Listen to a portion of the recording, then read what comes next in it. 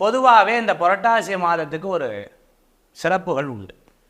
மற்ற மாதங்களில் இருக்கிற மாதிரி மார்கழி மாதத்துக்கு ஒரு சிறப்பு உண்டு. இந்த புரட்டாசி மாதம் தானம் கொடுக்கும் பொழுது தானம் 10 மடங்காக வரும்னு சொல்லுவாள்.